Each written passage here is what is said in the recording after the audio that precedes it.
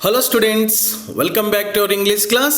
In this class, we will try to understand first year PUC English lesson Frederick Douglass. Dear students, ಇವತ್ತಿನ ತರಗತಿಯಲ್ಲಿ ನಾವು ಪ್ರಥಮ PUC ಇರುವಂಥ Frederick Douglass ಅನ್ನುವಂಥ ಪಾಠವನ್ನು ಅರ್ಥ ಮಾಡ್ಕೊಳ್ಳೋದಕ್ಕೆ ಪ್ರಯತ್ನ ಪಡೋಣ. ಇದು ಫೆಡ್ರಿಕ್ ಡಗ್ಲಾಸ್ ಅವರು ಬರೆದಿರತಕ್ಕಂಥ ಆತ್ಮಕಥೆ narrative of the life of Frederick Douglass ಅನ್ನುವಂಥ ಪುಸ್ತಕದಿಂದ ಆಯ್ದ ಭಾಗಗಳನ್ನು ತಮಗೆ ಇಲ್ಲಿ ಕೊಟ್ಟಿದ್ದಾರೆ. ಅದನ್ನು ನಾವು ಇವತ್ತಿನ ಕ್ಲಾಸ್ನಲ್ಲಿ ಅರ್ಥ ಮಾಡ್ಕೊಳ್ಳೋದಕ್ಕೆ ಪ್ರಯತ್ನ ಪಡೋಣ. ತಮಗೆ ಈ ಫೆಡ್ರಿಕ್ ಡಗ್ಲಾಸ್ ಅನ್ನುವಂಥ ಹೆಸರು ಪರಿಚಯ ಇರಲಿಕ್ಕಿಲ್ಲ. ಈ ಹೆಸರನ್ನು ಕೇಳಿದ ತಕ್ಷಣ ತಮ್ಗೆ ಅನಿಸ್ಬೋದು, ಯಾರಿದು, ಇವ್ರ ಪಾಠನ ನಮಗೆ ಯಾಕೆ ಕೊಟ್ಟಿದ್ದಾರೆ, ಅಥವಾ ಅಂಥ ಮಹತ್ ಕಾರ್ಯವನ್ನು ಏನು ಮಾಡಿದ್ದಾರೆ ಇವರು ಅಂತ ತಮಗೆ ಅನಿಸ್ಬೋದು. ಅದನ್ನೇ ನಾವು ಇವತ್ತಿನ ಕ್ಲಾಸ್ನಲ್ಲಿ ಅರ್ಥ ಮಾಡ್ಕೊಳ್ಳೋದಕ್ಕೆ ಪ್ರಯತ್ನ ಪಡ್ತೀವಿ. ತಾವು ಫೆಡ್ರಿಕ್ ಡಗ್ಲಾಸ್ ಹೆಸರನ್ನು ಕೇಳಿಲ್ಲದೆ ಇರ್ಬೋದು, ಆದರೆ ಮಾರ್ಟಿನ್ ಲೂಥರ್ ಕಿಂಗ್ ಬಗ್ಗೆ ಕೇಳೇ ಇರ್ತೀರಾ, ಹಾಗೆ ಅಬ್ರಹಾಂ ಲಿಂಕನ್ ಅವ್ರ ಬಗ್ಗೆ ಕೇಳೇ ಇರ್ತೀರಾ. ಇವರೆಲ್ಲ ಯಾರು ಅಂತಂದರೆ ಅಮೆರಿಕಾದಲ್ಲಿರ್ತಕ್ಕಂಥ ಈ ಅಪರ್ಥೈಡ್ ಅಂತ ಕರೀತೀವಿ, ಅಂದ್ರೆ ವರ್ಣಭೇದ ನೀತಿಯ ವಿರುದ್ಧ ಹೋರಾಟ ಮಾಡಿದರು. ಅಲ್ಲಿರ್ತಕ್ಕಂಥ ಈ ಕರಿ ಜನಾಂಗ ಏನಿದೆ ಅವರಿಗೆ ಸ್ವತಂತ್ರವನ್ನು ಕೊಡಿಸೋದಕ್ಕೆ, ಸಮಾನವಾಗಿರ್ತಕ್ಕಂಥ ಹಕ್ಕುಗಳನ್ನು ಕೊಡಿಸೋದಕ್ಕೆ ಹೋರಾಟ ಮಾಡಿರ್ತಕ್ಕಂಥ ವ್ಯಕ್ತಿಗಳು. ಅಂಥವರಲ್ಲಿ ಈ ಫೆಡ್ರಿಕ್ ಡಗ್ಲಾಸ್ ಅವರು ಕೂಡ ಪ್ರಮುಖರಾಗಿರ್ತಕ್ಕಂಥ ವ್ಯಕ್ತಿ. ತಮಗೆ ಅಪರ್ಥೈಡ್ ಅಂದರೆ ವರ್ಣಭೇದ ನೀತಿ ಅಂತ ಏನು ಕರಿತೀವಿ, ಈ ವರ್ಡ್ ಅಪರ್ಥೈಡ್ ಅನ್ನೋ ಪದನ ಸ್ವಲ್ಪ ನೆನ್ಪಿಟ್ಕೊಳ್ಳಿ. ಈ ವರ್ಷಕ್ಕಿಲ್ಲ, ಆದರೆ ತಮಗೆ ಸೆಕೆಂಡ್ ಇಯರ್ PUCಗೆ ಹೋದಾಗ ಅಲ್ಲಿ ಈ ವರ್ಡ್ ಬರುತ್ತೆ. ಈ ಅಪರ್ಥೈಡ್ ಅಂತಂದರೆ ವರ್ಣಭೇದ ನೀತಿ ಅಂದರೆ ಬಣ್ಣವನ್ನು ಆಧರಿಸಿ ಭೇದ ಭಾವವನ್ನು ಮಾಡ್ತಕ್ಕಂಥದ್ದು. ತಮಗೆ ನಮ್ಮ ದೇಶದಲ್ಲಿರ್ತಕ್ಕಂಥ ಜಾತಿ ವ್ಯವಸ್ಥೆ ಬಗ್ಗೆ ತುಂಬ ಚೆನ್ನಾಗಿ ಗೊತ್ತಿದೆ. ಮೇಲ್ಜಾತಿ ಕೆಳಜಾತಿ ಅಂತೆಲ್ಲ ಕರಿತೀವಿ. ಈ ಕೆಳಜಾತಿಯವರ ಶೋಷಣೆ ನಡೀತಾ ಇತ್ತು, ಅವ್ರ ಮೇಲೆ ದಬ್ಬಾಳಿಕೆ ಮಾಡ್ತಾ ಇದ್ರು, ಅದನ್ನೆಲ್ಲ ಕೇಳಿರ್ತೀರಾ. ಸೊ ತಮಗೆ ಇದ್ರ ಬಗ್ಗೆ ತುಂಬ ಚೆನ್ನಾಗಿ ನಾಲೆಜ್ ಇರುತ್ತೆ. ಇದು ನಮ್ಮ ದೇಶದಲ್ಲಿ ಮಾತ್ರ ಇದೆ ಅಂತ ನಾವು ಅಂದ್ಕೊಂಡಿರ್ತೀವಿ. ಬೇರೆ ದೇಶದಲ್ಲಿ ಜಾತಿ ವ್ಯವಸ್ಥೆ ಇಲ್ಲದೆ ಇರ್ಬೋದು, ಆದರೆ ಅಮೆರಿಕದಂಥ ದೇಶದಲ್ಲಿ ಅಲ್ಲಿ ಅಪರ್ಥೈಡ್ ಅಂದರೆ ವರ್ಣಭೇದ ನೀತಿ ಇದೆ. ಅಂದರೆ ಇವಾಗಷ್ಟೊಂದಿಲ್ಲ, ಹಿಂದೆ ಇತ್ತು. ಅಂದರೆ ಈ ಕರಿ ಜನಾಂಗವನ್ನು ಅವರು ಗುಲಾಮರು ಅಂತ ಕರಿತಾ ಇದ್ರು. ಅವರಿಗೆ ಸಮಾನವಾಗಿರ್ತಕ್ಕಂಥ ಹಕ್ಕುಗಳನ್ನು ಕೊಡ್ತಾ ಇರಲಿಲ್ಲ, ಅವರಿಗೆ ಸ್ವಾತಂತ್ರ್ಯ ಅನ್ನತಕ್ಕಂಥದ್ದು ಇರಲಿಲ್ಲ. ಒಟ್ಟಿನಲ್ಲಿ ಹೇಳೋದಾದರೆ ಅವರನ್ನು ಪ್ರಾಣಿಗಳಂತೆ ನಡೆಸ್ಕೊಳ್ತಾ ಇದ್ರು. ಈಗ ನಮ್ಮ ಮನೆಗಳಲ್ಲಿ ದನಗಳನ್ನೆಲ್ಲ ಕಟ್ಟಿರ್ತೀವಿ, ಹೊಡಿತೀವಿ, ಬಡಿತೀವಿ, ಅವುಗಳಿಂದ ಕೆಲಸ ತಗೊಳ್ತೀವಿ, ಅವುಗಳನ್ನ ಪ್ರಾಣಿ ಅಂತ ಹೇಳ್ಬಿಟ್ಟು ಅವ್ರ ಬಗ್ಗೆ ನಾವು ತಲೆ ಕೆಡಿಸ್ಕೊಳ್ಳಲ್ಲ. ಅಲ್ಲಿ ಈ ಕರಿಯರನ್ನು ಹಾಗೆ ನಡೆಸ್ತಾ ಇದ್ರು. ಅವರು ಅನುಭವಿಸ್ತಕ್ಕಂಥ ಈ ನರಕ ಯಾತನೆ ಹೇಗಿತ್ತು, ಅವ್ರಿಗೆ ಆಗ್ತಕ್ಕಂಥ ತೊಂದರೆಗಳೇನಿದ್ವು, ಅದೆಲ್ಲವನ್ನ ಇಲ್ಲಿ ಫೆಡ್ರಿಕ್ ಡಗ್ಲಾಸ್ ಅವರು ಇಲ್ಲಿ ಹೇಳ್ತಾ ಹೋಗ್ತಾರೆ. ಡಿಯರ್ ಸ್ಟೂಡೆಂಟ್ಸ್, ತಾವು 10ನೇ ತರಗತಿಯಲ್ಲಿದ್ದಾಗ ಒಂದು ಪಾಠ ಓದಿದ್ರಿ, ಡಾಕ್ಟರ್ BR ಅಂಬೇಡ್ಕರ್ ಅಂತ. ಆ ಪಾಠದಲ್ಲಿ ತಾವು ಕೇಳಿದ್ರಿ, BR ಅಂಬೇಡ್ಕರ್ ಅವರ ಮನಸ್ಸಿನ ಮೇಲೆ ಮುಖ್ಯವಾಗಿ 2 ಘಟನೆಗಳು ತುಂಬಾ ಪರಿಣಾಮವನ್ನು ಬೀರಿದ್ವು. ಒಂದು ಮಹಾತ್ಮ ಫುಲೆ ಅವರು ಮಾಡಿರ್ತಕ್ಕಂಥ ಕೆಲಸ, ಇನ್ನೊಂದು 14th amendment of American constitution which gave freedom to black Americans ಅಂತ ತಾವು ಓದಿರ್ತೀರಾ. ನೆನ್ಪು ಮಾಡ್ಕೊಳ್ಳಿ, ಈ ಅಮೆರಿಕದ ಸಂವಿಧಾನದಲ್ಲಿ 14ನೇ ತಿದ್ದುಪಡಿ ಆಗುತ್ತೆ. ಆ ತಿದ್ದುಪಡಿನಲ್ಲಿ ಈ ಬ್ಲ್ಯಾಕ್ ಅಮೆರಿಕನ್ಸ್ ಏನಿದ್ರು, ಈ ಕರಿ ಜನಾಂಗ ಏನಿತ್ತು, ಅವರಿಗೆ ಸ್ವಾತಂತ್ರ್ಯವನ್ನು ಕೊಡಲಾಯಿತು. ಆ ಘಟನೆ ಅಂಬೇಡ್ಕರ್ ಅವರ ಮನಸ್ಸಿನ ಮೇಲೆ ತುಂಬಾ ಪರಿಣಾಮ ಬೀರಿತ್ತು ಅಂತ ತಾವು 10ನೇ ಕ್ಲಾಸಲ್ಲಿ ಓದಿದ್ದೀರಾ.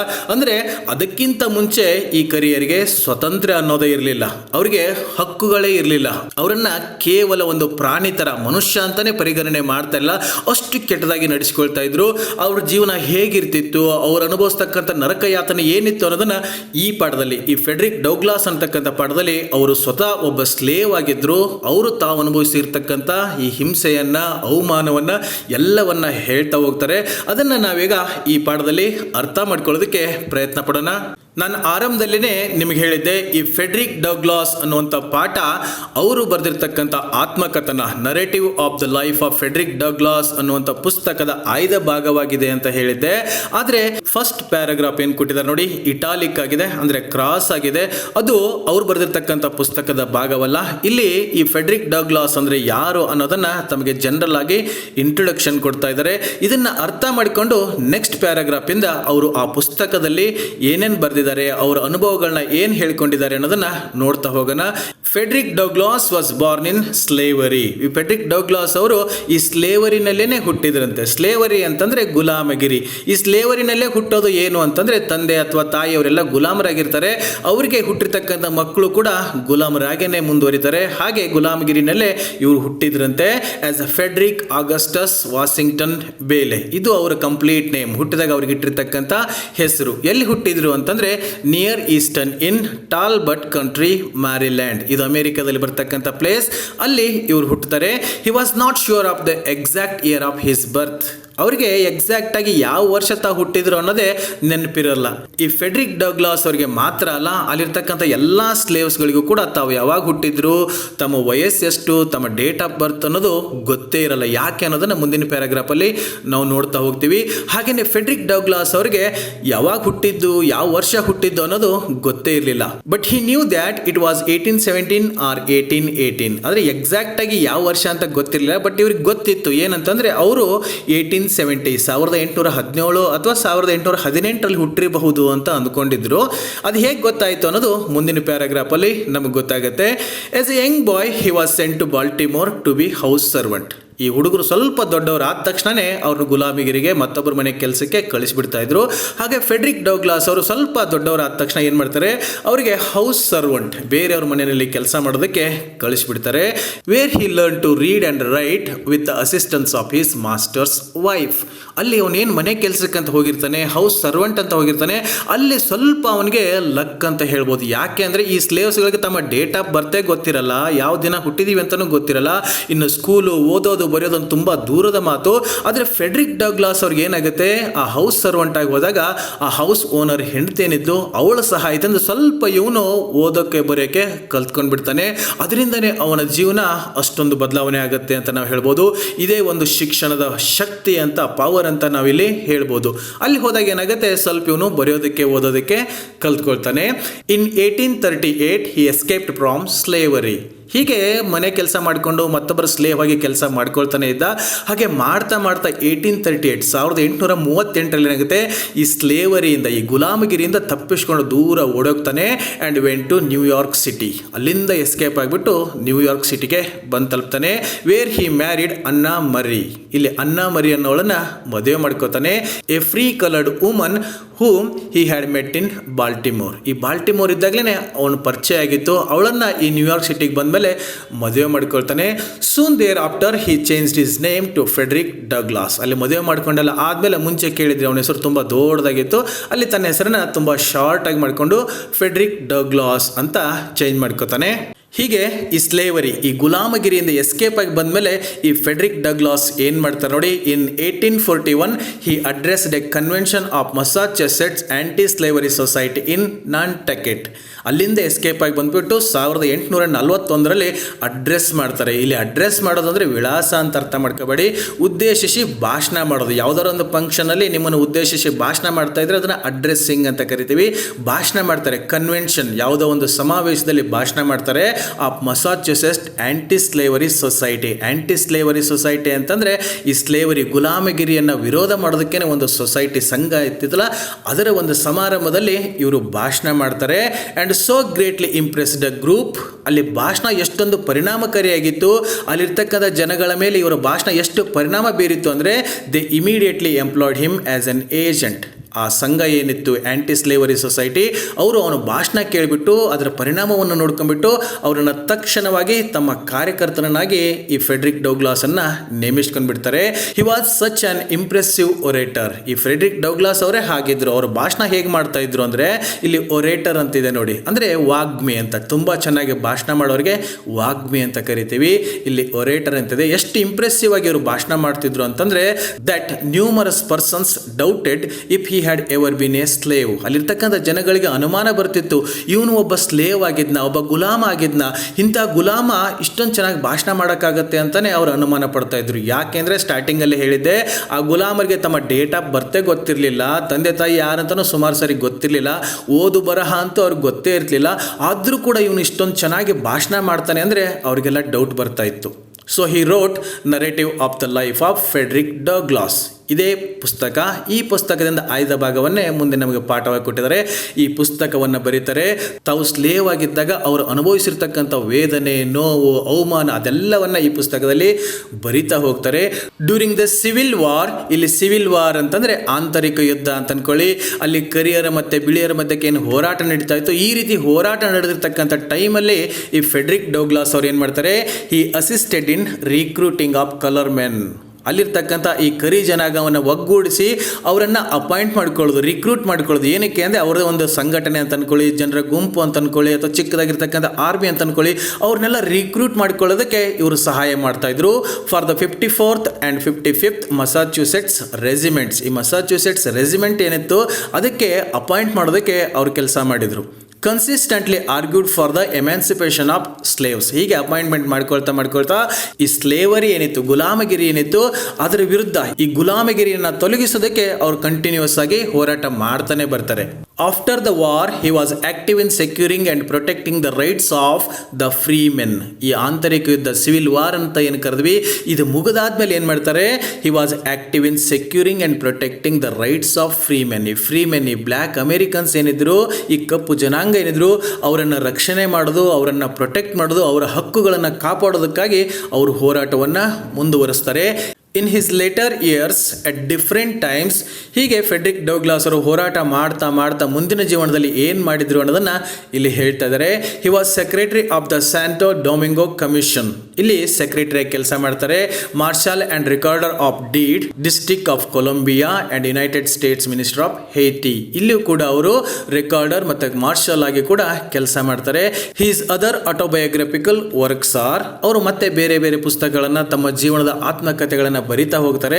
ಅವು ಯಾವುದು ಅಂತ ಇಲ್ಲಿ ಹೇಳ್ತಾರೆ ನೋಡಿ. My bondage and my freedom, ಈ ಪುಸ್ತಕ ಕೂಡ ಫೆಡ್ರಿಕ್ ಡೌಗ್ಲಾಸ್ ಅವರು ಬರೆದಿರೋದು. And life and times of Frederick Douglass ಅನ್ನುವಂಥ ಪುಸ್ತಕವನ್ನು ಕೂಡ ಬರೀತಾರೆ. Published in 1855 and 1881 respectively. ಹೀಗೆ ಎರಡು ಪುಸ್ತಕಗಳು 1855 ಮತ್ತು 1881ರಲ್ಲಿ ಪ್ರಕಾಶನಗೊಳ್ತವೆ. ಹಿ ಡೈಡ್ ಇನ್ 1895. ಹೀಗೆ ಹೋರಾಟದ ಹಾದಿಯಲ್ಲಿ ಬಂದು ಈ ಕರಿಯರಿಗೆ ಸ್ವತಂತ್ರ ಕೊಡಿಸೋದಕ್ಕೆ, ಅವರ ಹಕ್ಕುಗಳನ್ನು ರಕ್ಷಣೆ ಮಾಡ್ತಾ ಹೋರಾಟ ಹಾದಿಯಲ್ಲಿ ಬಂದಿರತಕ್ಕಂಥ ಫೆಡ್ರಿಕ್ ಡೌಗ್ಲಾಸ್ ಅವರು ಹಿ ಡೈಡ್ ಇನ್ 1895, 1895ರಲ್ಲಿ ತೀರ್ಕೊಳ್ತಾರೆ. ಸೊ ಇಲ್ಲಿವರೆಗೆ ಅವರು ಜನರಲ್ ಆಗಿರ್ತಕ್ಕಂಥ ಇಂಟ್ರೊಡಕ್ಷನ್ ಅನ್ನು ಕೊಟ್ಟಿದ್ರು.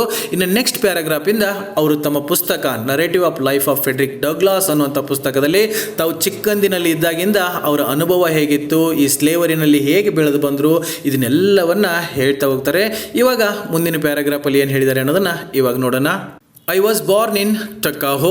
ಇಲ್ಲಿ ಐ ಅಂತ ಹೇಳ್ತಾ ಇದ್ದಾರೆ. ಐ ಅಂದರೆ ನಾನು ಅಂತ. ಇದನ್ನು ಫೆಡ್ರಿಕ್ ಡೌಗ್ಲಾಸ್ ಅವರೇ ಹೇಳ್ತಾ ಇದ್ದಾರೆ. ಇಲ್ಲಿ ಐ ಅಂತಂದರೆ ಫೆಡ್ರಿಕ್ ಡೌಗ್ಲಾಸ್ ಅಂತ ತಾವು ಅರ್ಥ ಮಾಡ್ಕೊಳ್ಳಿ. ಯಾಕೆ ಅಂದರೆ ಅವರು ಬರೆದಿರ್ತಕ್ಕಂಥ ಪುಸ್ತಕದಲ್ಲಿರ್ತಕ್ಕಂಥ ಲೈನ್ಗಳನ್ನೇ ಇಲ್ಲಿ ಕೊಟ್ಟಿರೋದ್ರಿಂದ ಅವರು ತಾವು ಎಲ್ಲಿ ಹುಟ್ಟಿದ್ದು ಅಂತ ಹೇಳ್ತಾ ಇದ್ದಾರೆ. I was born in Tuckahoe near Hillsborough and about 12 miles from Easton in Talbot County, Maryland. ಅಲ್ಲಿ ತಾವು ಹುಟ್ಟಿದ್ರು ಅಂತ ಹೇಳ್ಕೊತಿದ್ದಾರೆ. ಇದರ ಬಗ್ಗೆ ನಾವು ಆಲ್ರೆಡಿ ನೋಡ್ಕೊಂಡಿದ್ದೀವಿ. I have no accurate knowledge of my age. ಈ ಫೆಡ್ರಿಕ್ ಡೌಗ್ಲಾಸ್ ಅವ್ರಿಗೆ ತಮಗೆ ಕರೆಕ್ಟಾಗಿ ನಿಖರವಾಗಿ ಎಷ್ಟು ವಯಸ್ಸಾಗಿದೆ ಅನ್ನೋದೇ ಗೊತ್ತಿರಲಿಲ್ಲಂತೆ. ಇವರೊಬ್ಬರಿಗೆ ಅಂತಲ್ಲ, ಎಲ್ಲ ಸ್ಲೇವ್ಸ್ಗಳಿಗೂ ಕೂಡ ಇದೇ ಪ್ರಾಬ್ಲಮ್. ಅವ್ರಿಗೆ ಎಷ್ಟು ವಯಸ್ಸಾಗಿತ್ತು, ಅವ್ರ ಡೇಟ್ ಆಫ್ ಬರ್ತ್ ಏನೋ ಅನ್ನೋದು ಗೊತ್ತೇ ಇರ್ತಿರ್ಲಿಲ್ಲ. Never having seen any authentic record containing it. ಯಾಕೆ ಅಂದರೆ ಅವ್ರಿಗೆ ಸರಿಯಾಗಿರ್ತಕ್ಕಂಥ ವಯಸ್ಸು ಗೊತ್ತಿಲ್ಲ, ಡೇಟ್ ಆಫ್ ಬರ್ತ್ ಗೊತ್ತಿಲ್ಲ. ಯಾಕೆ ಅಂದರೆ ಅದನ್ನು ಹೊಂದಿರತಕ್ಕಂಥ ಒಂದು ಯಾವುದೋ ರೆಕಾರ್ಡ್ ಕೂಡ ಇರಲಿಲ್ಲ. ಈಗ ನಾವಿಲ್ಲಿದ್ದೀವಿ ಅಂತಂದರೆ ನಮ್ಮ ಹೆಸರಲ್ಲಿ ಆಧಾರ್ ಕಾರ್ಡ್ ಇರ್ತದೆ ಅಲ್ವಾ, ಪಾನ್ ಕಾರ್ಡ್ ಇರ್ತದೆ, BPL ಕಾರ್ಡ್ ಇರ್ತದೆ, ವೋಟರ್ ID ಇರ್ತದೆ. ಇದಿಲ್ಲ ಅಂತಂದರೆ ಸ್ಕೂಲಲ್ಲಿ TC ಏನಾದರೂ ಇರ್ತದೆ, ಅಲ್ಲಿ ನಮ್ಮ ಡೇಟ್ ಆಫ್ ಬರ್ತ್ ಅನ್ನೋದು ಇರ್ತದೆ. ಅದರಿಂದ ನಮಗೆ ಎಷ್ಟು ವಯಸ್ಸಾಗಿದೆ, ನಮ್ಮ ಡೇಟ್ ಆಫ್ ಬರ್ತ್ ಅನ್ನೋದು ಎಲ್ಲ ಗೊತ್ತಾಗುತ್ತೆ.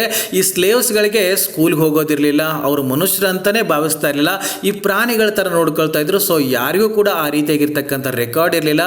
ಅದಕ್ಕಾಗಿ ಇವರಿಗೆ ತಮಗೆ ಎಷ್ಟು ಏಜ್ ಆಗಿತ್ತು ಅನ್ನೋದು ಗೊತ್ತೇ ಇರಲಿಲ್ಲ.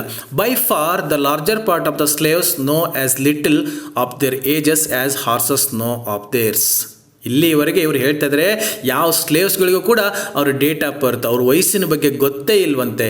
As horses know of theirs, ಕುದುರೆಗಳಿಗೆ ಹೇಗೆ ಅವುಗಳ ಡೇಟ್ ಆಫ್ ಬರ್ತ್ ಆಗಲಿ ವಯಸ್ಸಾಗಲಿ ಹೇಗೆ ಗೊತ್ತಿರೋದಿಲ್ವೋ ಹಾಗೆ ಈ ಸ್ಲೇವ್ಸ್ ಏನಿದ್ರು ಅವ್ರಿಗೂ ಕೂಡ ಡೇಟ್ ಆಫ್ ಬರ್ತ್ ಅಥವಾ ಏಜ್ ಗೊತ್ತಿರ್ತಿರ್ಲಿಲ್ಲ. ಅವು ಪ್ರಾಣಿಯಾಗಿರೋದ್ರಿಂದ ನಮ್ಮಲ್ಲಿರ್ತಕ್ಕಂಥ ದನಗಳನ್ನ ತಗೊಳ್ಳಿ, ಆ ದನಗಳು ಏಜ್ ಎಷ್ಟಂತ ನಮಗೆ ಗೊತ್ತಿರ್ತದೆ, ಡೇಟ್ ಆಫ್ ಬರ್ತ್ ಎಲ್ಲಿ ನೆನ್ಪಿಟ್ಕೊಂಡಿರ್ತೀವಿ, ಅಂದಾಜಲ್ಲಿ ಹೇಳ್ತೀವಿ 1 ವರ್ಷ 2 ವರ್ಷ ಅಂತ. ಹಾಗೇನೆ ಈ ಪ್ರಾಣಿಗಳ ವಯಸ್ಸನ್ನು ನಾವು ಹೇಗೆ ಕಡೆಗಣಿಸ್ತೀವೋ ಹಾಗೆ ಅಲ್ಲಿರ್ತಕ್ಕಂಥ ಸ್ಲೇವ್ಸ್ಗಳ ಏಜ್ ಅಥವಾ ಡೇಟ್ ಆಫ್ ಬರ್ತನ್ನು ಕೂಡ ಕಡೆಗಣಿಸ್ತಾ ಇದ್ರು. ಸೊ ಹಾಗಾಗಿ ಅಲ್ಲಿರ್ತಕ್ಕಂಥ ಯಾವ ಸ್ಲೇವ್ಸ್ಗಳಿಗೂ ಕೂಡ ಅವ್ರ ಏಜಸ್ ಆಗಲಿ ಡೇಟ್ ಆಫ್ ಬರ್ತ್ ಆಗಲಿ ಗೊತ್ತೇ ಇರಲಿಲ್ಲ. And it is the wish of most masters. ಇಲ್ಲಿ ಮಾಸ್ಟರ್ಸ್ ಅಂತಂದರೆ ಅವರು ಒಡೆಯರು, ಈ ಸ್ಲೇವ್ಸನ್ನು ಇಟ್ಕೊಂಡು ಕೆಲಸ ಮಾಡಿಸ್ಕೊಳ್ತಾ ಇದ್ರಲ್ಲ ಇವರು ಸ್ಲೇವ್ಸ್, ಅವರು ಮಾಸ್ಟರ್ಸ್. ಅಂದರೆ ಈ ಬ್ಲ್ಯಾಕ್ ಜನ ಏನಿದ್ರು ಅವರೆಲ್ಲ ಸ್ಲೇವ್ಸ್, ಅಲ್ಲಿರ್ತಕ್ಕಂಥ ವೈಟ್ ಪೀಪಲ್ ಏನಿದ್ರು ಬಿಳಿ ಜನ ಇದ್ರು ಅವರೆಲ್ಲ ಮಾಸ್ಟರ್ಸ್. ಈ ಮಾಸ್ಟರ್ಸ್ಗಳಿಗೂ ಕೂಡ ಅದೇ ಬೇಕಾಗಿತ್ತು, ಅದನ್ನೇ ಅವ್ರು ಬಯಸ್ತಾ ಇದ್ರು.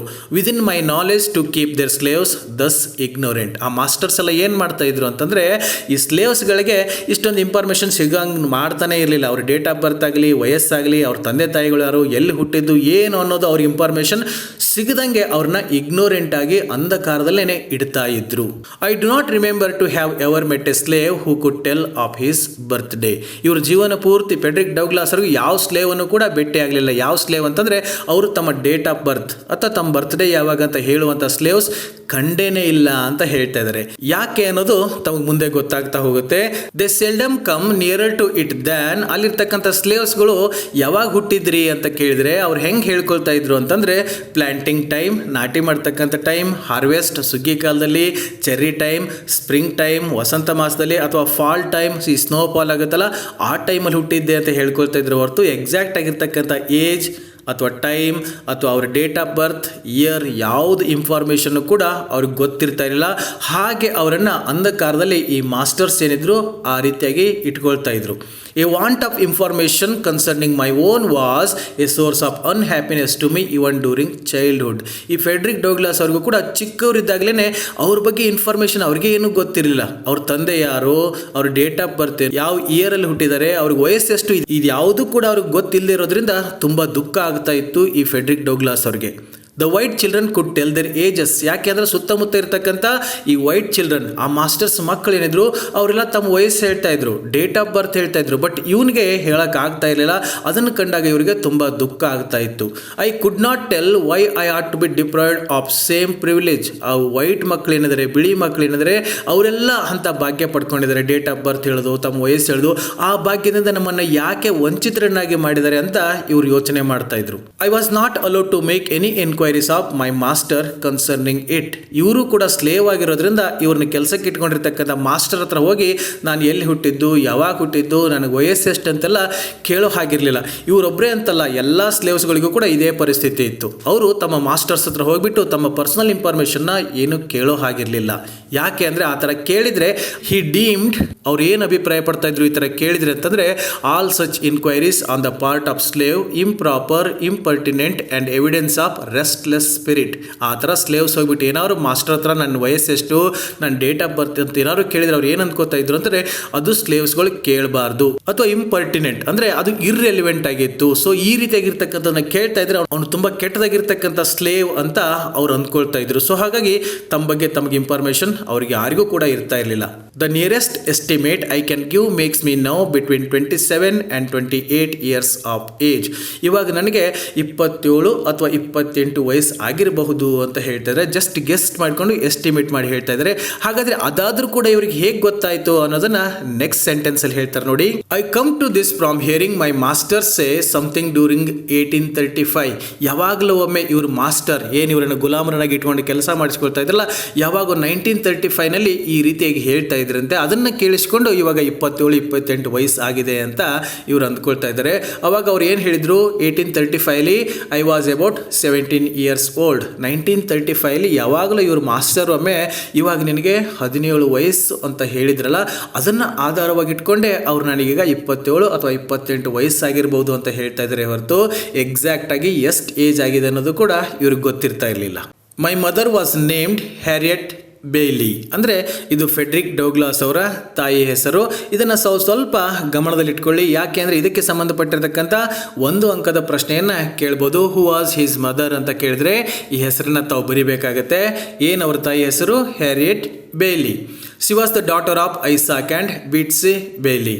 ಈ ಐಸಾಕ್ ಮತ್ತು ಬೀಟ್ಸಿ ಬೇಲಿ ಅನ್ನುವಂಥವರ ಮಗಳಾಗಿದ್ಲು ಇವ್ರ ತಾಯಿ. ಅಂದರೆ ಇವ್ರ ಅಜ್ಜಿ ತಾತನ ಹೆಸರದು. ಬೋತ್ ಕಲರ್ಡ್ ಅಂತಂದರೆ ಇಬ್ಬರು ಬಣ್ಣದವರಾಗಿದ್ದರು, ಅಂದರೆ ಇಬ್ಬರಿಗೂ ಬಣ್ಣ ಇತ್ತು ಅಂತ ಅರ್ಥ ಅಲ್ಲ. ಈ ವೈಟ್ ಪೀಪಲ್ ಅಂತ ಏನಿದ್ದಾರೆ ಅಮೇರಿಕಾದಲ್ಲಿ, ಅವ್ರನ್ನ ಬಿಟ್ಟು ಉಳಿದಿರೋರೆಲ್ಲ ಕಲರ್ಡ್. ಈಗ ನಾವು ಇಂಡಿಯಾದಲ್ಲಿ ಎಷ್ಟೇ ಕಲರ್ ಆಗಿರ್ಬೋದು, ಎಷ್ಟೇ ಚೆನ್ನಾಗಿರ್ಬೋದು, ನಾವು ಕೂಡ ಅಮೇರಿಕಕ್ಕೆ ಹೋದರೆ ನಮ್ಮನ್ನು ವೈಟ್ಸ್ ಅಂತ ಅವರು ಕನ್ಸಿಡರ್ ಮಾಡಲ್ಲ, ನಮ್ಮನ್ನು ಬ್ರೌನ್ಸ್ ಅಂತ ಕನ್ಸಿಡರ್ ಮಾಡ್ತಾರೆ. ಇಲ್ಲಿ ಬೋತ್ ಕಲರ್ಡ್ ಅಂತಂದರೆ ಈ ಹ್ಯಾರಿಯಟ್ ಬೇಲಿ, ಈ ಫೆಡ್ರಿಕ್ ಡೌಗ್ಲಾಸ್ ಅವರ ತಾಯಿಯ ತಂದೆ ತಾಯಿ ಏನಿದ್ರಲ್ಲ ಅವರು ಕೂಡ ಬ್ಲ್ಯಾಕ್ ಪೀಪಲ್ ಆಗಿದ್ರು ಆ್ಯಂಡ್ ಕ್ವೈಟ್ ಡಾರ್ಕ್, ತುಂಬ ಕಪ್ಪಗೆನೇ ಇದ್ರು. My mother was of A darker complexion than either of my grand mother and grand father. ಈ ಹ್ಯಾರಿಯಟ್ ಬೇಲಿ ಏನಿದ್ರು, ಈ ಫೆಡ್ರಿಕ್ ಡೌಗ್ಲಾಸ್ ಅವರ ತಾಯಿ ಅವರ ಅಪ್ಪ ಅಮ್ಮನಿಗಿಂತ ತುಂಬ ಕಪ್ಪಗೆ ಇದ್ರಂತೆ. ಮೈ father was A white man. ಇವಾಗ ತಮಗೆ ಸ್ವಲ್ಪ ಕನ್ಫ್ಯೂಸ್ ಆಗುತ್ತೆ, ಇವ್ರ ಅಮ್ಮ ಸ್ಲೇವ್ ಆಗಿದ್ಲು, ತುಂಬ ಕಪ್ಗೆ ಇದ್ಲು ಅಂತ ಹೇಳ್ತಾ ಬಂದರು. ಇವಾಗ ಹೇಳ್ತಾ ಇದ್ದಾರೆ ಮೈ father was A white man, ನಮ್ಮ ತಂದೆ ಒಬ್ಬ ವೈಟ್ ಮ್ಯಾನ್ ಆಗಿದ್ದ ಅಂತ ಹೇಳ್ತಾ ಇದ್ದಾರೆ. ಇದನ್ನು ಕೂಡ ತಾವು ಸ್ವಲ್ಪ ಗಮನದಲ್ಲಿಟ್ಕೊಳ್ಳಿ, ಯಾಕೆಂದರೆ ಇದಕ್ಕೆ ಸಂಬಂಧಪಟ್ಟಂಗೂ ಕೂಡ ಒಂದು ಅಂಕದ ಪ್ರಶ್ನೆಯನ್ನು ಕೇಳ್ತಾ ಇರ್ತಾರೆ. ಯಾರು ಅವ್ರ ತಂದೆ ಅಂತ ಕೇಳಿದರೆ ಇಲ್ಲಿ ಯಾರ್ದು ಹೆಸರಿಲ್ಲ, ಬಟ್ ಎ ವೈಟ್ ಮ್ಯಾನ್ ಅಂತ ಇದೆ, ತಾವು ಹಾಗೆ ಬರಿಬೇಕಾಗತ್ತೆ. He was admitted to be such by all. ಆ ವೈಟ್ ಮ್ಯಾನ್ ಒಪ್ಕೊಂಡಿದ್ದಂತೆ, ನಾನೇ ಇವನ್ ತಂದೆ ಅಂತ ಎಲ್ಲರ ಮುಂದೆ ಕೂಡ ಒಪ್ಕೊಂಡಿದ್ದಂತೆ.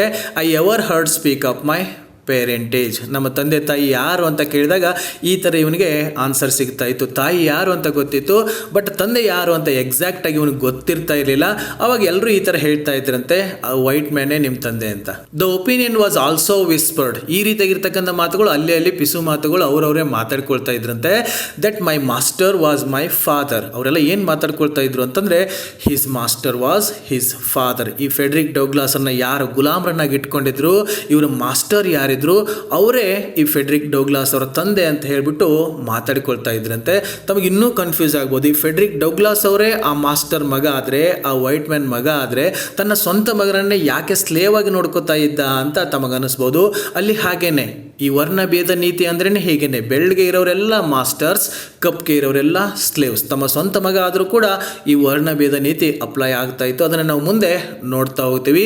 But of the correctness of this opinion, ಆದರೆ ಆ ವೈಟ್ ಮ್ಯಾನೇ ಇವನ್ ತಂದೆ, ಇವ್ರ ಮಾಸ್ಟರೇ ಇವ್ರ ತಂದೆ ಅನ್ನೋ ಈ ಒಪಿನಿಯನ್ ಇದೆ, ಇದು ಎಷ್ಟರ ಮಟ್ಟಿಗೆ ಸರಿ ಅನ್ನೋದು ಇವ್ರಿಗೆ ಕನ್ಫ್ಯೂಷನ್. ಐ ನೋ ನಥಿಂಗ್, ಅದ್ರ ಬಗ್ಗೆ ಇವ್ರಿಗೇನೂ ಗೊತ್ತಿಲ್ಲ. The means of knowing was with held from me. ಯಾಕೆಂದರೆ ಯಾರ ಮುಂದೆ ಕೂಡ ಓಪನ್ ಆಗಿ ಹೋಗ್ಬಿಟ್ಟು ನಮ್ಮ ತಂದೆ ಯಾರು, ನೀನೇ ನಮ್ಮ ತಂದೆ ಅಂತ ಯಾರ ಮುಂದೆ ಕೂಡ ಕೇಳೋ ಹಾಗಿರಲಿಲ್ಲ. ಈ ಸ್ಲೇವ್ಸ್ಗಳು ಈ ಮಾಸ್ಟರ್ ಮುಂದೆ ಮಾತಾಡುವಂಥ ಹಕ್ಕೇ ಅವ್ರಿಗಿರಲಿಲ್ಲ. ಸೊ ಹಾಗಾಗಿ ಅದ್ರ ಬಗ್ಗೆ ಇವ್ರಿಗೆ ಇನ್ನೂ ಕೂಡ ಗೊಂದಲ ಇತ್ತು. ಈ ವೈಟ್ ಮ್ಯಾನೇ ನಿಜವಾಗ್ಲೂ ನಮ್ಮ ತಂದೆನಾ ಅಂತ ಇವ್ರಿಗೆ ಕನ್ಫರ್ಮ್ ಆಗಿ ಗೊತ್ತಿರಲಿಲ್ಲ. My mother and I var separated when I was but N infant. ಈ ಸೆಂಟೆನ್ಸನ್ನು ಕೂಡ ತಾವು ನೆನ್ಪಿಟ್ಕೊಳ್ಳಿ. ಇಲ್ಲೂ ಕೂಡ ಒಂದು ಅಂಕದ ಪ್ರಶ್ನೆಯನ್ನು ಕೇಳ್ತಾ ಇರ್ತಾರೆ. ಯಾಕೆ ಇವರಿಗೆಲ್ಲ ಡೇಟ್ ಆಫ್ ಬರ್ತ್ ಆಗಲಿ, ತಂದೆ ಯಾರು ಅಂತ ಯಾಕೆ ಗೊತ್ತಾಗ್ತಾ ಇರಲಿಲ್ಲ ಅನ್ನೋದು ತಮಗಿಲ್ಲಿ ಅರ್ಥ ಆಗುತ್ತೆ. My mother and I var separated when I was but an infant.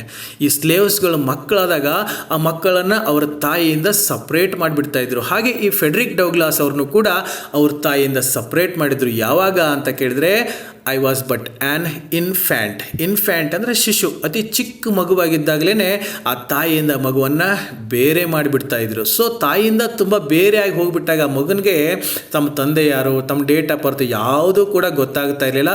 ಹಾಗೆಯೇ ಈ ಫೆಡ್ರಿಕ್ ಡೌಗ್ಲಾಸ್ ಅವರು ಕೂಡ ಚಿಕ್ಕ ವಯಸ್ಸಿನಲ್ಲೇ ತಾಯಿಯಿಂದ ಬೇರೆ ಆಗ್ತಾರೆ.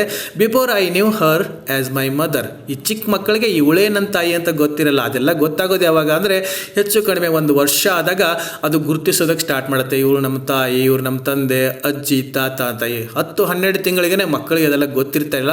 ಅವಳೇ ನನ್ನ ತಾಯಿ ಅಂತ ಕರೆಕ್ಟಾಗಿ ಇನ್ನೂ ಅವನಿಗೆ ಅರ್ಥ ಆಗೋಕ್ಕಿಂತ ಮುಂಚೆನೇ ತಾಯಿಯಿಂದ ಇವನನ್ನು ಬೇರ್ಪಡಿಸಿಬಿಡ್ತಾರೆ. It is a common custom in the part of Maryland from which I ran away.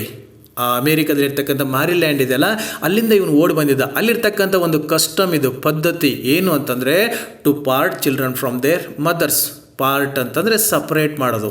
Children from their mothers, ತಾಯಿಯಿಂದ ಅವರ ಮಕ್ಕಳನ್ನು ಅತಿ ಚಿಕ್ಕ ವಯಸ್ಸಿನಲ್ಲೇ ಸಪ್ರೇಟ್ ಮಾಡಿಬಿಡ್ತಾ ಇದ್ವು. At a very early age. ಅತಿ ಚಿಕ್ಕ ವಯಸ್ಸಿನಲ್ಲೇ ಆ ಮಕ್ಕಳನ್ನು ಆ ತಾಯಿಯಿಂದ ಕಿತ್ಕೊಂಡು ಬಿಡ್ತಾ ಇದ್ರು.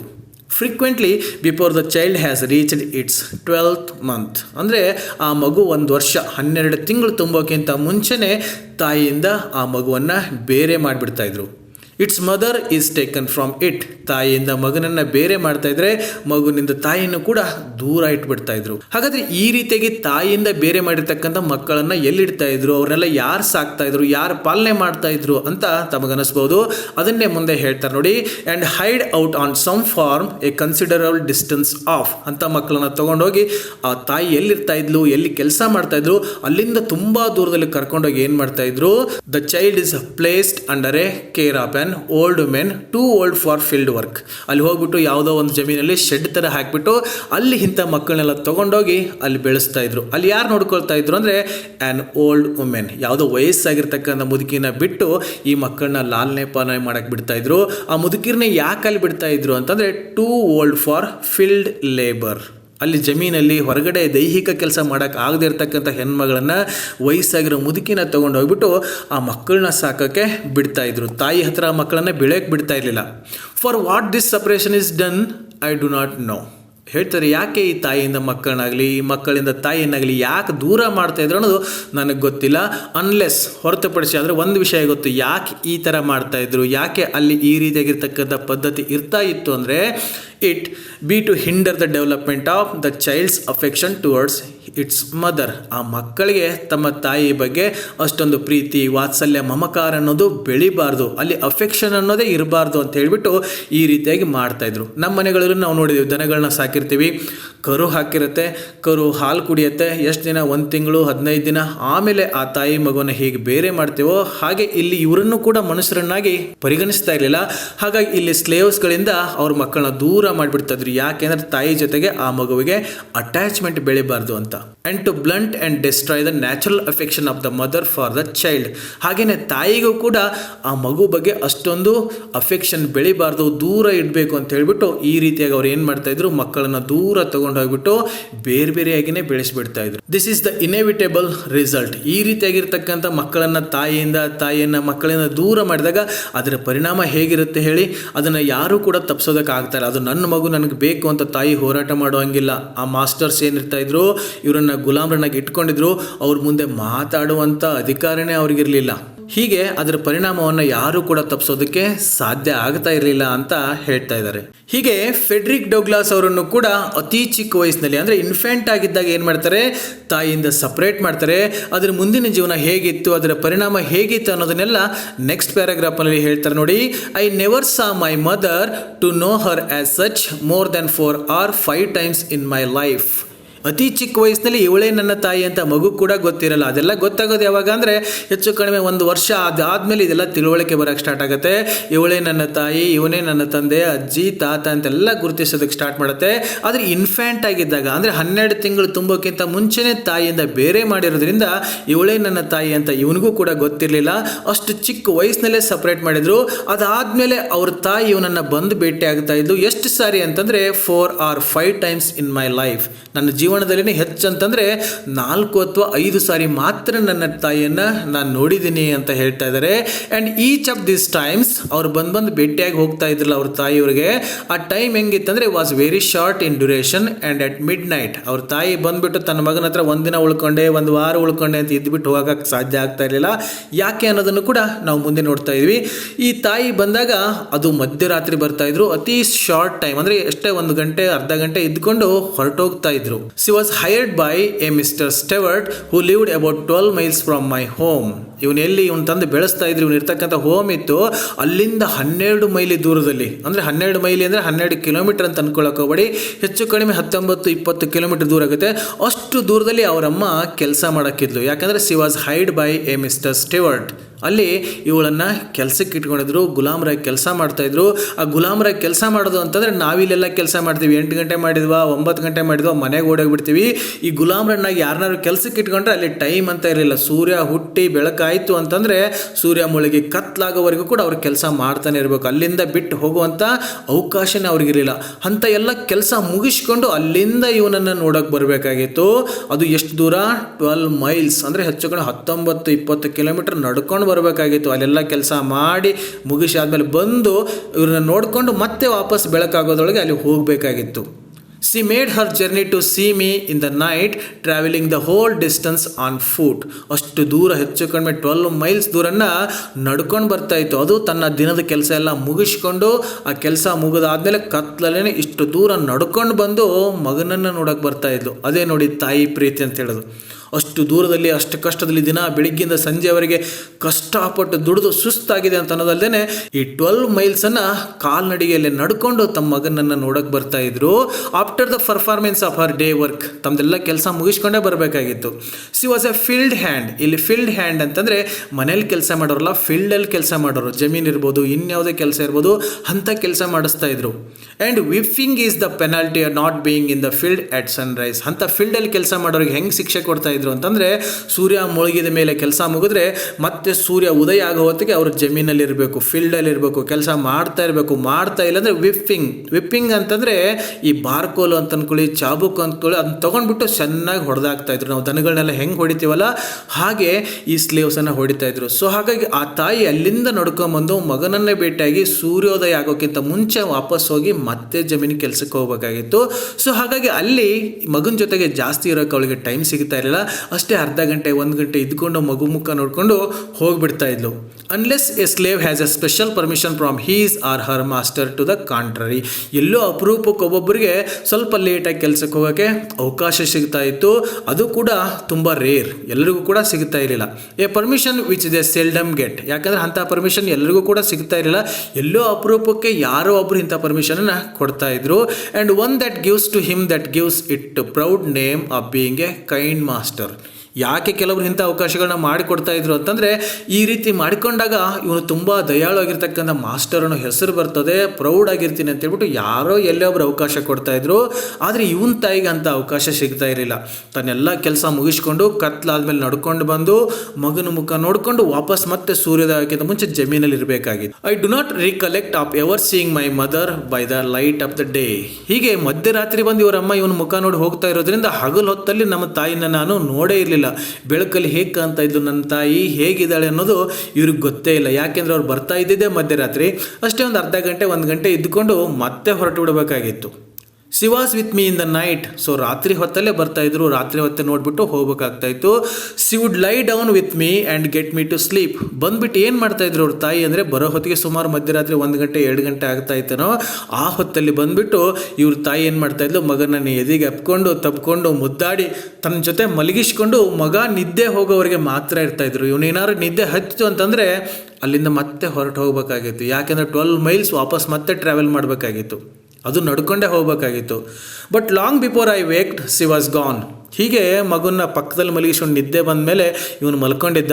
ಇವನಿಗೆ ಎಚ್ಚರಾಗೋಕ್ಕಿಂತ ಮುಂಚೆನೇ ಅವನ ತಾಯಿ ಹೋಗಿಬಿಡ್ತಾ ಇದ್ಲು. ಹೀಗೆ ತಾಯಿಯನ್ನು ಭೇಟಿಯಾಗತಕ್ಕಂಥ ಅವಕಾಶ ಇವ್ರಿಗೆ ಜೀವನದಲ್ಲಿ ಸಿಕ್ಕಿದ್ದು 4 ಅಥವಾ 5 ಟೈಮ್ ಮಾತ್ರ.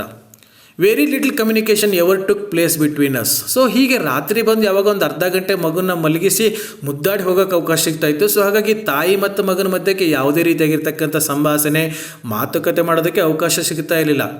Death soon ended what little we could have while C lived. So ಅವಳು ಜೀವಂತವಾಗಿದ್ದಾಗ ಯಾವಾಗಲೂ ಬಂದುಬಿಟ್ಟು ಮುಖ ನೋಡೋಕ್ಕಾದ್ರೂ ಸಿಗ್ತಾಯಿತ್ತು. ಆದರೆ ಸಾವು ಇದನ್ನು ಕೂಡ ಎಂಡ್ ಮಾಡಿಬಿಡ್ತು. ಅಂದರೆ ಅವಳ ತಾಯಿ ಸ್ವಲ್ಪ ದಿನದಲ್ಲಿ ಸತ್ತು ಹೋಗಿಬಿಡ್ತಾರೆ. And with it her hardship and suffering. So ಅವಳು ಸತ್ತು ಹೋಗೋದ್ರ ಜೊತೆಗೆ ಅವಳ ಸಾವಿನ ಜೊತೆಗೇ ಅವಳ ಹಾರ್ಡ್ಶಿಪ್ ಮತ್ತು ಸಫರಿಂಗ್, ಕಠಿಣ ಶ್ರಮ ಏನಿತ್ತು, ಕೆಲಸ ಮಾಡೋದು, ಬಳಲಿಕೆ ಏನಿತ್ತು, ಎಲ್ಲ ಕೂಡ ಎಂಡ್ ಆಯಿತು ಅಂತ ಹೇಳ್ತಾರೆ.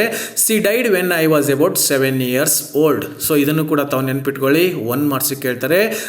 ಫೆಡ್ರಿಕ್ ಡೌಗ್ಲಾಸ್ ಅವರ ತಾಯಿ ಯಾವಾಗ ತೀರೋದ್ರು ಅಂತ ಕೇಳಿದ್ರೆ, when Frederick Douglas was 7 years old. ಇವರು 7 ವರ್ಷ ಆಗಿತ್ತು ಆವಾಗ ಅವ್ರ ತಾಯಿ ತೀರೋಗಿಬಿಡ್ತಾಳೆ. On one of my master's farms near Lee's Mill. ಅವ್ರ ತಾಯಿ ತೀರೋಗಿಬಿಡ್ತಾಳೆ. I was not allowed to be present during her illness at her death or burial. ಹೀಗೆ ಯಾವುದೋ ಒಂದು ಸ್ಲೇವ್ ಮಗುನ ಮತ್ತೊಂದು ಕಡೆ ಬೆಳೆಸ್ತಾ ಇದ್ದಾಗ ಇನ್ನೊಂದು ಕಡೆ ಇರ್ತಕ್ಕಂಥ ಅವ್ರ ತಾಯಿ ಹುಷಾರಿಲ್ಲ ಅಂದರೂ ಕೂಡ ಅವ್ರಿಗೆ ನೋಡೋದಕ್ಕೆ ಅವಕಾಶ ಇರ್ತಾ ಇರಲಿಲ್ಲ. ಅಟ್ ಹರ್ ಡೆತ್, ಸತ್ತಿದ್ದಾರೆ ಅಂತಂದ್ರೂ ಕೂಡ ಹೋಗಿ ಮುಖ ನೋಡೋಕ್ಕೆ ಅವಕಾಶ ಕೊಡ್ತಾ ಇರಲಿಲ್ಲ. ಆರ್ ಬರಿಯಲ್ ಅಂದರೆ ದಫನ್ ಮಾಡೋದು. ಹೀಗೆ ದಫನ್ ಮಾಡುವಾಗ ಕೂಡ ಅವ್ರ ಮಕ್ಕಳಿಗೆ ತಮ್ಮ ತಾಯಿನ ಹೋಗಿ ಕೊನೆಯದಾಗಿ ಮುಖ ನೋಡೋಕ್ಕೂ ಕೂಡ ಅವಕಾಶ ಸಿಗ್ತಾನೆ ಇರಲಿಲ್ಲ. C was gone long before I knew anything about it. So ಇವ್ರ ತಾಯಿ ಸತ್ತೋದಾಗೂ ಕೂಡ ಇವರಿಗೆ ನೋಡೋಕೆ ಅವಕಾಶ ಸಿಕ್ಕಿರಲಿಲ್ಲ. ಅವರು ಸತ್ತೋಗಿದ್ದಾರೆ ಅಂತ ಗೊತ್ತಾಗಿದ್ದೆ ಅವರು ಸತ್ತೋಗಿ ಸುಮಾರು ದಿನಗಳ ಆದಮೇಲೆ ಇವರಿಗೆ ಸುದ್ದಿ ಬರುತ್ತೆ, ನಿಮ್ಮ ತಾಯಿ ತೀರೋಗಿದ್ದಾರೆ ಅಂತ. Never having enjoyed to any considerable extent. ಆ ತಾಯಿ ಜೊತೆಗೆ ಸ್ವಲ್ಪ ದಿನ ಇರಬೇಕು, ಅವಳ ಜೊತೆ ಕಾಲ ಕಳಿಬೇಕು, ಅವಳ ಪ್ರೀತಿನ ಅನುಭವಿಸ್ಬೇಕು ಅನ್ನತಕ್ಕಂಥ ಅವಕಾಶ ಇವನಿಗೆ ಯಾವುದೂ ಸಿಗಲ್ಲ. ಹರ್ ಸೂದಿಂಗ್ ಪ್ರೆಸೆನ್ಸ್. ಆ ಮಗು ಪಕ್ಕದಲ್ಲಿ ತಾಯಿ ಇದ್ರೇ ಆ ಮಗುಗೆ ಒಂಥರ ಸಮಾಧಾನ ಆಗುತ್ತೆ. ಆ ರೀತಿಯಾಗಿರ್ತಕ್ಕಂಥ ಅವಕಾಶ ಇವ್ರಿಗೆ ಸಿಗಲ್ಲ. ಹರ್ ಟೆಂಡರ್ ಆ್ಯಂಡ್ ವಾಚ್ಫುಲ್ ಕೇರ್, ಆ ಮಕ್ಕಳನ್ನ ಲಾಲನೆ ಪಾಲನೆ ಮಾಡೋದು ಬೆಳೆಸ್ತಕ್ಕಂಥ ತಾಯಿನೇ ಪಕ್ಕದಲ್ಲಿದ್ದಾಗ ಮಕ್ಕಳು ಚೆನ್ನಾಗಿ ಬೆಳಿತವೆ. ಆದರೆ ಆ ರೀತಿಯಾಗಿರ್ತಕ್ಕಂಥ ಅವಕಾಶದಿಂದ ಈ ಫೆಡ್ರಿಕ್ ಡೌಗ್ಲಾಸ್ ಅವರು ವಂಚನೆಗೊಳಗಾಗ್ತಾರೆ. ಅಂದರೆ ಯಾವ ಸ್ಲೇವ್ಸ್ಗೂ ಕೂಡ ಈ ರೀತಿಯಾಗಿರ್ತಕ್ಕಂಥ ಅವಕಾಶ ಸಿಗುತ್ತಾನೆ ಇರಲಿಲ್ಲ. I received the tiding of her death with much same emotions I have probably felt at the death of a stranger. So ಹೀಗೆ ತಾಯಿಯಿಂದ ಮಕ್ಕಳನ್ನು ತುಂಬ ದೂರದಲ್ಲಿ ಕರ್ಕೊಂಡೋಗಿ ಬೆಳೆಸಿದಾಗ, ಈ ತಾಯಿ ಮಕ್ಕಳ ಮಧ್ಯಕ್ಕೆ ಅಫೆಕ್ಷನೇ ಇಲ್ಲದೆ ಇದ್ದಾಗ ಅವರು ಸತ್ತೋದಾಗ ಇವ್ರಿಗೆ ಎಷ್ಟು ದುಃಖ ಆಗುತ್ತೆ ಅಂತ ಇಲ್ಲಿ ಹೇಳ್ತಾ ಇದ್ದಾರೆ. ಈ ಫೆಡ್ರಿಕ್ ಡೌಗ್ಲಾಸ್ ಅವರ ತಾಯಿ ತೀರೋದಾಗ ಇವ್ರಿಗೆ ಎಷ್ಟು ಎಮೋಷನ್ಸ್, ಎಷ್ಟು ದುಃಖ ಆಯಿತು ಅಂತಂದರೆ, ಆ ಟೈಡಿಂಗ್ ಆಫ್ ಹರ್ ಡೆತ್, ಈ ಸಾವಿನ ಅಲೆ ಸುದ್ದಿ ಬಂದಾಗ ಇವ್ರಿಗೆ ಹೆಂಗೆ ಅನಿಸ್ತು ಅಂತಂದರೆ, I should have probably felt at the death of a stranger. ಯಾರೋ ಸ್ಟ್ರೇಂಜರ್, ಅಪರಿಚಿತರು ಯಾರೋ ಸತ್ತೋದಾಗ ನಮಗೆಷ್ಟು ದುಃಖ ಆಗುತ್ತೆ ಹೇಳಿ, ನಮಗೆಷ್ಟು ಬೇಜಾರಾಗುತ್ತೆ? ಏನೂ ಬೇಜಾರಾಗಲ್ಲ. ಹಾಗೆಯೇ ಇವ್ರ ತಾಯಿ ತೀರೋಗಿದ್ದಾಳೆ ಅಂತಂದಾಗ ಕೂಡ ಈ ಫೆಡ್ರಿಕ್ ಡೌಗ್ಲಾಸ್ ಅವ್ರಿಗೆ ಅಷ್ಟೊಂದು ದುಃಖ ಆಗಲ್ಲ. ಯಾಕೆ ದುಃಖ ಆಗಲ್ಲ ಅಂತಂದರೆ, ಅವರಿಬ್ಬರ ಮಧ್ಯಕ್ಕೆ ಅಫೆಕ್ಷನ್ನೇ ಬೆಳೆದಿರಲಿಲ್ಲ. ತಾಯಿ ಮಕ್ಕಳನ್ನು ಅತಿ ಚಿಕ್ಕ ವಯಸ್ಸಿನಲ್ಲಿ ಸಪ್ರೇಟ್ ಮಾಡಿಬಿಟ್ಟು ಬೆಳೆಸಿದಾಗ ಆ ಸಂಬಂಧ, ಪ್ರೀತಿ, ವಾತ್ಸಲ್ಯ ಅನ್ನೋದು ಎಲ್ಲಿರುತ್ತೆ, ಅದಿದ್ದಾಗ ಮಾತ್ರ ದುಃಖ ಆಗಕ್ಕೆ ಸಾಧ್ಯ. ಸೊ ಇದು ಯಾವುದೂ ಕೂಡ ಅವ್ರ ಮಧ್ಯಕ್ಕೆ ಇಲ್ಲದೆ ಇರೋದ್ರಿಂದ ಫೆಡ್ರಿಕ್ ಡೌಗ್ಲಾಸ್ ಅವ್ರ ತಾಯಿ ತೀರೋದಾಗ ಇವ್ರಿಗೆ ಅಷ್ಟೊಂದು ದುಃಖ ಆಗಲ್ಲ. ಎಷ್ಟು ದುಃಖ ಆಗುತ್ತೆ ಅಂದರೆ, ಯಾರೋ ಸ್ಟ್ರೇಂಜರ್, ಅಪರಿಚಿತ ಯಾರೋ ಸತ್ತೋಗಿದ್ದಾರೆ, ಅಯ್ಯೋ ಪಾಪ ಅಂತ ಅಂದ್ಕೊಂಡಿರ್ಬೇಕು ಅಷ್ಟೇ. ಕಾಲ್ಡ್ ದಸ್ ಸಡನ್ಲಿ ಅವೇ, ಹೀಗೆ ಅವ್ರ ತಾಯಿನ ದೇವರು ಕರ್ಸ್ಕೊಂಡು ಬಿಡ್ತಾರೆ, ಇವನನ್ನು ಬಿಟ್ಟು ಹೋಗಿಬಿಡ್ತಾರೆ. She left me without the slightest intimation of who my father was. ಹೀಗೆ ತಾಯಿ ನನ್ನ ತಂದೆ ಯಾರು ಅನ್ನೋ ವಿಚಾರನೇ ಹೇಳ್ದೇನೆ, ಅದರ ಅರಿವೇ ನನಗೆ ಮಾಡ್ದೇನೆ ಹೀಗೆ ನನ್ನನ್ನು ಬಿಟ್ಟು ಹೋಗಿಬಿಟ್ಲು ಅಂತ ಇಲ್ಲಿ ಹೇಳ್ತಾ ಇದ್ದಾರೆ. ಹೀಗೆ ಈ ತಾಯಿಯಿಂದ ಬೇರೆ ಆಗಿರ್ತಕ್ಕಂಥ ಫೆಡ್ರಿಕ್ ಡೌಗ್ಲಾಸ್ ಅವ್ರಿಗೆ ತನ್ನ ನಿಜವಾಗಿರ್ತಕ್ಕಂಥ ತಂದೆ ಯಾರು ಅನ್ನೋ ಇನ್ಫಾರ್ಮೇಷನ್ ಕೂಡ ಸಿಗೋದೇ ಇಲ್ಲ. ಹೀಗೆ ಫೆಡ್ರಿಕ್ ಡೌಗ್ಲಾಸ್ ಅವರು ತಮ್ಮ ಪುಸ್ತಕದಲ್ಲಿ ಈ ತಮ್ಮ ಬಗ್ಗೆ ಮಾತ್ರ ಹೇಳ್ಕೊಳ್ತಾ ಇಲ್ಲ, ಅಲ್ಲಿರ್ತಕ್ಕಂಥ ಸ್ಲೇವ್ಸ್ ಜೀವನ ಹೇಗಿರ್ತದೆ, ಅಲ್ಲಿ ಮಕ್ಕಳನ್ನು ತಾಯಿಯಿಂದ ಹೇಗೆ ಬೇರೆ ಮಾಡ್ತಾರೆ, ಯಾಕೆ ಬೇರೆ ಮಾಡ್ತಾರೆ, ಅದರ ಪರಿಣಾಮ ಆ ಮಕ್ಕಳ ಮೇಲೆ ಹೇಗಾಗುತ್ತೆ ಅನ್ನೋದನ್ನೆಲ್ಲ ಹೇಳ್ತಾ ಬರ್ತಾರೆ. ಇನ್ನು ಮುಂದೆ ಏನಾಗುತ್ತೆ ಅನ್ನೋದನ್ನು ನೆಕ್ಸ್ಟ್ ಕ್ಲಾಸಲ್ಲಿ ನೋಡೋಣ. ಇಲ್ಲಿವರೆಗೆ ಮಾಡಿರ್ತಕ್ಕಂಥ ಪಾಠದಲ್ಲಿ ಮುಖ್ಯವಾಗಿ ತಾವು 1 ಅಂಕದ ಪ್ರಶ್ನೆಗಳು ಯಾವ್ದು ಬರ್ತವೆ ಅಂತ ಹೇಳ್ತಾ ಬಂದೆ, ಅದನ್ನೆಲ್ಲ ಕೂಡ ನೋಡಿಕೊಂಡು ರೆಡಿಯಾಗಿರಿ. ಇನ್ನು ನೆಕ್ಸ್ಟ್ ಕ್ಲಾಸಲ್ಲಿ ಈ ಪಾಠದ ಮುಂದಿನ ಭಾಗದಲ್ಲಿ ಫೆಡ್ರಿಕ್ ಡೌಗ್ಲಾಸ್ ಅವರು ಏನು ಹೇಳ್ತಾರೆ ಅನ್ನೋದನ್ನು ನೋಡೋಣ. So till then take care.